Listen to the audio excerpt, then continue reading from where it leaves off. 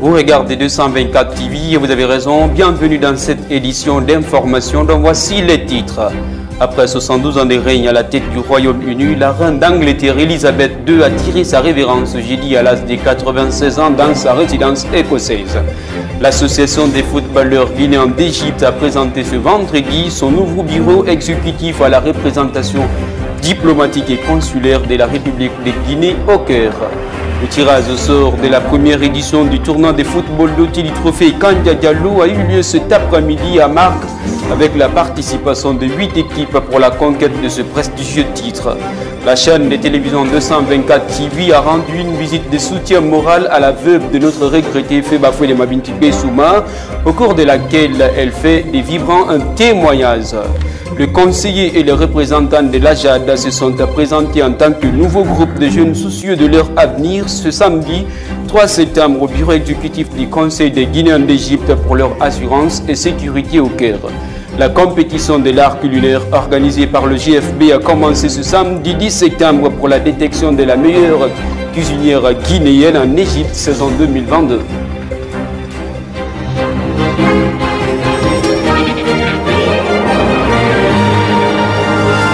Bonsoir, je vous le disais dans les titres, après 72 ans de règne à la tête du Royaume-Uni, la reine d'Angleterre Elisabeth II a tiré sa révérence jeudi à l'âge de 96 ans dans sa résidence écossaise. Suivez l'élément des reportages avec Aïcha Condé.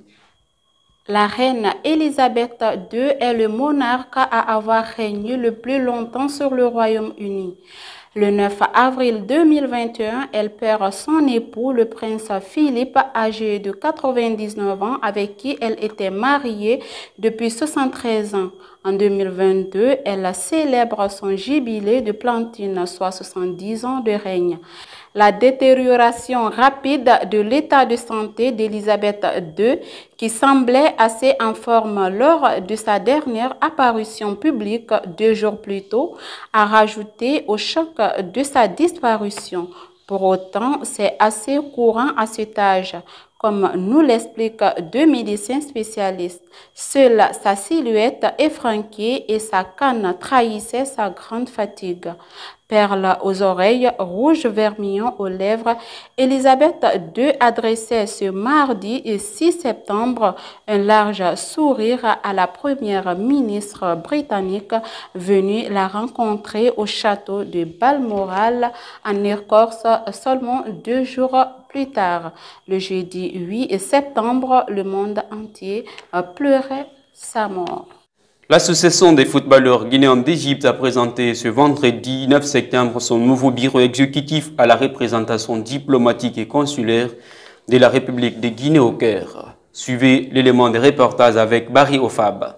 Une forte délégation composée de hauts dignitaires de la dite association a été reçue par son Excellence M. Fodemoussa Bangoura, le chargé d'affaires à l'ambassade de la République de Guinée en Égypte, qui, après avoir écouté le président des footballeurs guinéens d'Égypte sur le rappel de l'historique du dit bureau en charge de l'amélioration du football guinéen en Égypte, a salué l'acte et a prodigué des sages conseils aux jeunes athlètes et à l'ensemble de la communauté guinéenne vivant en Égypte. De redoubler d'efforts, d'être ensemble,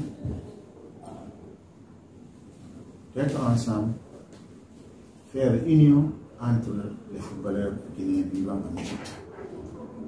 Vous savez, le football aujourd'hui est devenu un facteur d'intégration économique et sociale.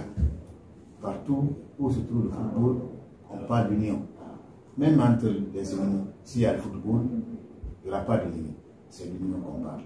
Donc, je les ai exhortés vraiment à continuer, à renforcer ces relations entre la jeunesse guinéenne vivant sur ce territoire. J'ai apprécié, et je l'ai dit, il n'y a pas la seule organisation sociale aujourd'hui en Égypte. Cette présentation du nouveau bureau exécutif des footballeurs guinéens en Égypte a pris fin dans un enthousiasme général au niveau de tous les participants qui en ont profité pour prendre quelques images historiques dans le but d'immortaliser l'événement. Monsieur Yamoussa Bangoura, alias Ziboli, président de l'association des footballeurs guinéens en Égypte, a magnifié l'accueil que le personnel de l'ambassade leur avait réservé et a profité au micro du 224 TV pour attirer l'attention des uns et autres sur la vie des joueurs. Franchement, on a beaucoup aimé de l'accueil des membres de l'ambassade. Plus nous autres venant de l'association, la majeure partie était là.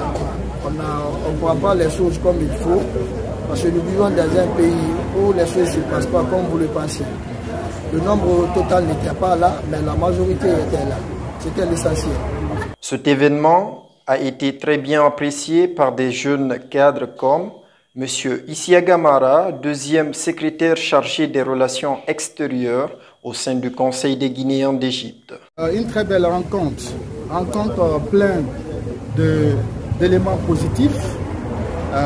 Cette rencontre nous a permis bien sûr de savoir l'historique de la mise en place de l'association de footballeurs guinéens d'Égypte. Et ensuite, après la mort de regretté Franco. C'était une opportunité pour d'autres comme M. Abdraman Sissé, agent intermédiaire FIFA de la Guinée, qui entend mettre en place des stratégies de détection des jeunes footballeurs au talent prometteur. Ça dépend de la qualité, tu vois. Donc c'est comme aux ventes aux enchères. Quand la qualité est bonne, tout le monde se jette là-dessus. Si la qualité n'est pas bonne, donc il y a de la réticence. Donc ça va avoir, on ne va pas avoir beaucoup d'acheteurs. Mais si il y a la qualité est là, donc ça dépend de la qualité. Si la qualité est sur place, on va travailler sur place. Si la qualité n'est pas sur place, on va essayer de partir en Guinée, sélectionner des talents et puis les envoyer. Donc ça dépend des talents et on va essayer d'organiser aussi des tournois pour détecter les différents talents. Bientôt, je suis en contact avec les Saoudiens, je les ai contactés et les Libyens aussi. Bientôt, ils seront là. Madame Maferen Kamara, deuxième secrétaire au Conseil des Guinéens d'Égypte, en a profité pour encourager et conseiller les braves jeunes filles guinéennes confrontées à d'énormes problèmes en Égypte. Bon, en termes de conseils, d'abord pour commencer, je suis femme. Je sais que ce n'est pas facile vraiment d'être dans un pays étranger en tant que femme sans soutien. Mais je conseillerais mes amis, mes soeurs, mes frères, mes cousines, bon, déjà nous sommes toutes des femmes, de faire vraiment une prise de conscience pour celles qui ne travaillent pas, pour celles qui travaillent, parce que même en travaillant, il y a pas mal de choses quand même qui arrivent. Mais avec le temps, tout ira bien. Au début, ça n'a pas été facile pour tout le monde ici, parce que nous ne sommes pas en Guinée, nous sommes à l'étranger. Mais en serrant les coups et en faisant vraiment de bonnes choses et aussi des prières, je pense que ça pourra aller. Donc, de vraiment se donner les mains, de faire le nécessaire par rapport au travail, de faire de bonnes choses et, Inch'Allah, Dieu nous mettra tous sur la bonne voie. Le tirage au sort de la première édition du tournoi de football doté du trophée Kanja Diallo a eu lieu ce samedi à Marga avec la participation de 8 équipes pour la conquête de ce prestigieux titre. L'élément des reportages avec Aïcha Kandé. Effectivement, Ibrahim Kamara, la première édition du tournoi doté du trophée M. Kanja Diallo, avec la participation de 8 équipes, dont 4 poules, a eu à faire son tirage au sort le 10 septembre 2022 à Marga. En présence de M. Yamoussa Bangoura, le président de l'Association des footballeurs guinéens et le secrétaire chargé du sport, d'art et culture au sein de la communauté guinéenne. L'ouverture de ce match se fera avec la poule C, l'équipe de Madi et l'équipe sierra-léonaise. Le 16 sera la poule A, Marga et Renaissance. La poule B se poursuivra le 17 avec l'équipe de plein air et garage. Et enfin, la poule D se jouera avec l'équipe camerounaise et Octobre Faisal. Cette organisation a pour but de renforcer les liens de fraternité, d'amitié et de créer la cohésion sociale entre les jeunes footballeurs guinéens résidant en Égypte. Sur ce, le président de l'Association des footballeurs et le secrétaire chargé du sport, d'art et culture au sein de la communauté guinéenne d'Égypte, M. Yamoussa Bangoura, prodigue des conseils aux organisateurs et aux équipes participantes. Je remercie la radio-télévision Question 24 pour l'initiative. Je remercie également les organisateurs Je remercie les membres de la communauté qui commencent à se donner les mêmes. Le conseil que j'ai à prodiguer au sein des participations, je m'excuse. Nous n'aimerons plus ce qui s'était passé lors de l'organisation du tournoi GFB, que la même chose se répète. Quiconque s'hasarde à présenter une telle attitude sera totalement retiré de l'association des footballeurs guinéens d'Égypte. Et puis, M. Mohamed Kamara, manager du FC Garage, après avoir salué et remercié les organisateurs, est revenu sur le moral de son équipe avant l'entame de cette compétition. Notre moral est à 100% parce que hier j'étais avec eux, on a joué un match contre les Égyptiens, on a gagné 6-0. Donc avec tout ça, je vois que mon équipe est prête pour cette compétition. Monsieur Ousmane Kondé, alias Saran Saran, membre organisateur de ce tournoi, était au micro du 224 TV. C'est nous qui avons organisé ce tournoi parce qu'il y a des jeunes joueurs sans club. Maintenant, c'est dans ce cadre que ce tournoi a été organisé.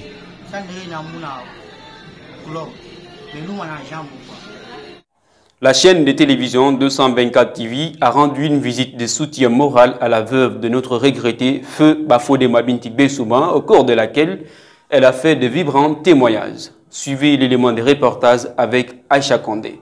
Madame Souma Julienne Kamara, en période de veuvage, recevait l'équipe du 224 TV après 2 mois de la disparition de son tendre mari, ancien président de l'Association des footballeurs guinéens d'Égypte. L'accueil chaleureux des journalistes était mêlé de tristesse et de mélancolie quand elle racontait des moments de disponibilité de son feu époux pour la jeunesse guinéenne dans la résolution de leurs problèmes et les orientations positives liées aux activités du football. Merci vraiment de me poser cette question parce que beaucoup de personnes ne savent pas réellement qui était Bafodéma Binti Bessouma au Caire. Moi, je le connais. Je ne l'ai pas connu pendant 5 ans, 6 ans. Oui. On s'est rencontrés, 2 ans de relation, 1 an et quelques de mariage. Mais vraiment, le jour que j'avais vu Bafodéma Binti Bessouma, il était sur cette combat parce que c'était le président des footballeurs ici. Il ne dormait pas. Ça, c'était le plan. Quand il y a un problème, tout le temps, il était en dehors de la maison. Parfois, je me fâchais même contre lui. Je dis, il faut te reposer. Bafodé ne dormait pas. On l'appelait tout le temps, tous les jours. De 24 heures sur 20, son téléphone même ne déchargeait pas parce qu'il n'a jamais accepté que son appareil s'éteigne. Parce qu'il y avait trop de problèmes ici. Mais il était tout le temps avec les gens. Ici, depuis que je suis quittée de la Guinée pour rentrer ici, je n'ai pas payé de manger. Tout. Surtout son petit Moussa Diawara. Le jour que je lui ai dit, Moussa, je veux venir, il dit, il n'y a pas de problème, je vais acheter le billet pour toi. Je lui ai dit, ah, le billet est cher. Non, non, non, non. Bafodé est plus que tout ça. Parce qu'il nous a aimés. Surtout, M. Loa aussi. Avant que je ne vienne, j'avais demandé à mes amis qui paye la maison. Rougui m'a dit non. M. Loa, il m'a dit qu'il va payer 2 mois de loi jusqu'à ce que vous allez retourner au Caire. Ce n'est pas parce que Bafodé, surtout le décès de Bafodé même.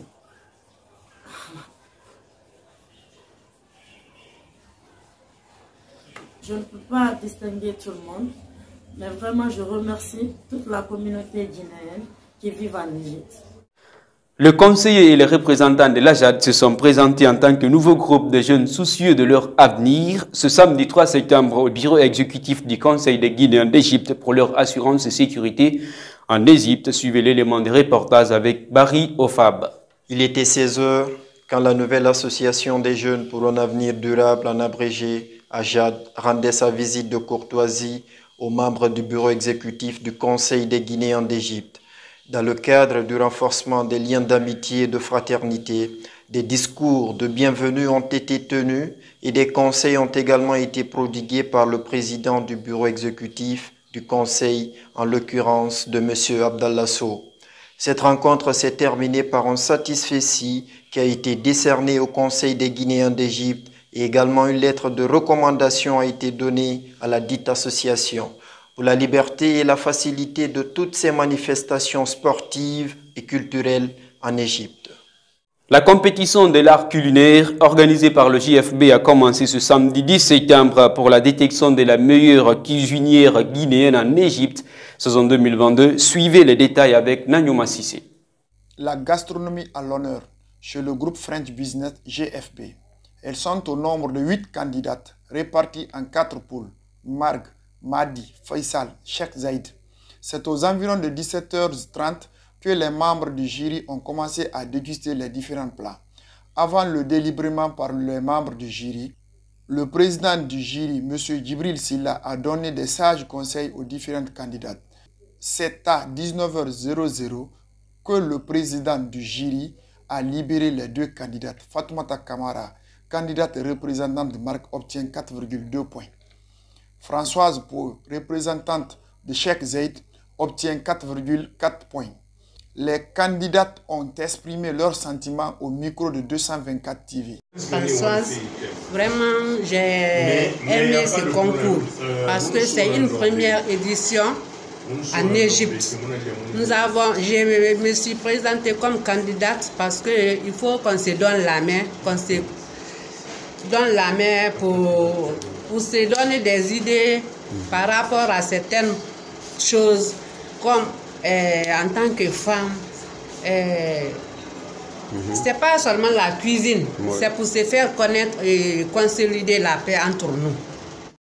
C'est la fin de cette édition d'information. Mesdames et messieurs, merci de l'avoir suivi. Nous étions conduits techniquement par Alassane Maoulana Baldé. Ici, micro-présentation, Ibrahima Souri Kamara. Tout le plaisir était pour moi de vous servir sur 224 TV. Passez une excellente journée en compagnie de nos programmes sur WhatsApp, Facebook et YouTube.